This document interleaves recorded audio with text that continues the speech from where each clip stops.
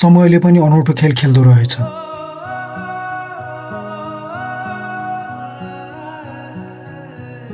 पहिले मेरो दुनियाँ एउटै व्यक्तिमा सीमित थियो, तर अहिले स्कुलको सानो कक्षा कोठा, विद्यार्थीको मुस्कान र मेरो बिरामी बाउको हस्पिटलको बिलमा सीमित भएको छ।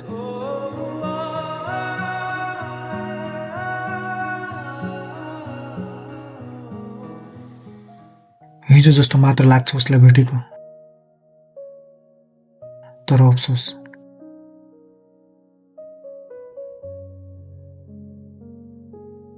आज पुरा 36 महिना र 10 दिनपछि उसलाई भेटे। अचानक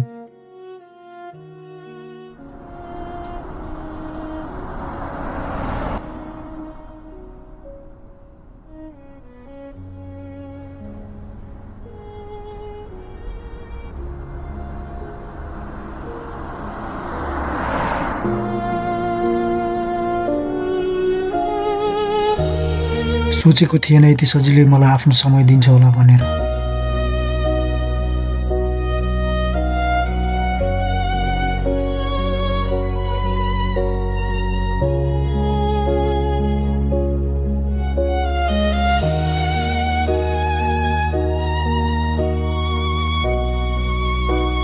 मदेखि टाढा हुँदा बरु ऊ मेरो मस्तिष्कमा हुन्थे अनि उसैसँग रिसाउँथे र मैले आफ्नो हरेक सवालहरूको जवाफ उसैमा भेट्थेँ। तर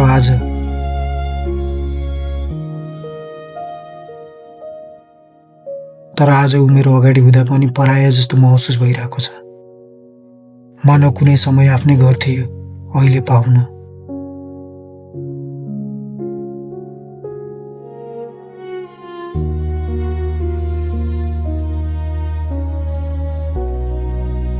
अक्सर प्रेममा झगडा त भइरहेछन्, तर विच्छेद त्यति बेला हुन्छ जब सम्बन्धको बीचमा कुनै तेस्रो छाया पर्न थाल्छ, र हामी बीचको त्यो छाया थियो किशोर। यदि सुरुदेखि म किशोर जस्तो हुन्थेँ भने के तैँले मलाई माया गर्थिस्? सुरुमा म जस्तो थिएँ त्यही नै तँलाई मन पर्यो। अब बिस्तारै समयसँग सबै कुराहरू रिभिल हुँदै गएपछि तेरो मन मर्दै जाने किन?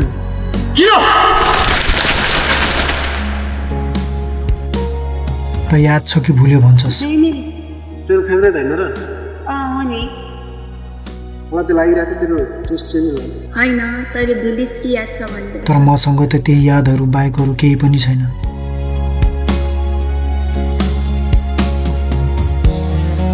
सायद त्यो व्यक्तिको हो भनेर सोध्ने हक अधिकार पनि मैले गुमाइसकेको थिएँ।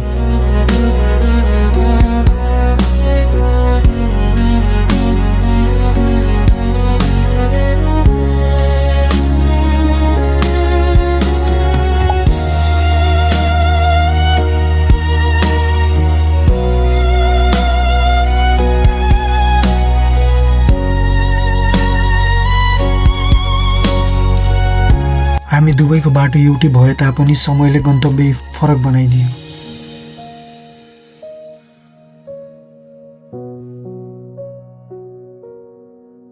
तँलाई थाहा छ हाम्रो फेभरेट सङ? सुन्छु पनि कहिलेकाहीँ। वी लभ द्याट सङ है। स्पेसलको डान्स सुन्छु। डान्स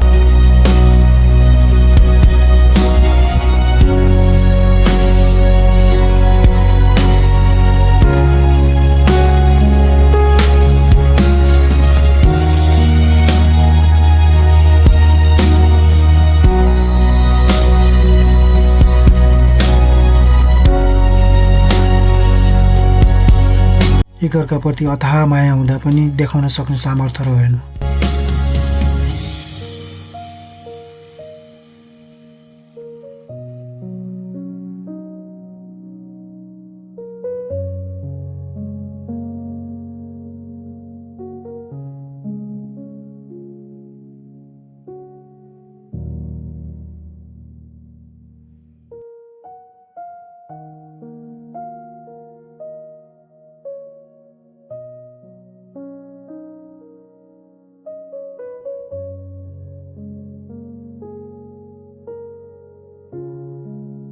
माया यस्तै नै हुँदो रहेछ। के लागिरहन्छ होला अब? त्यो नेपालहरू त छोडिसक्यो नि भयो। अब म चाहिँ भइसक्यो। पाउनुभन्दा पनि जान दिनु सही लाग्यो, किनकि अब किशोर छ उसको जीवनमा। जहाँ मैले टुक्रा टुक्रा पारेको अञ्जलीलाई आफ्नो माया र भरोसाले जोडेर नयाँ सपनाको महल बनाएर सजाउने सपना देख्दैछ। अञ्जली पनि खुसी छ।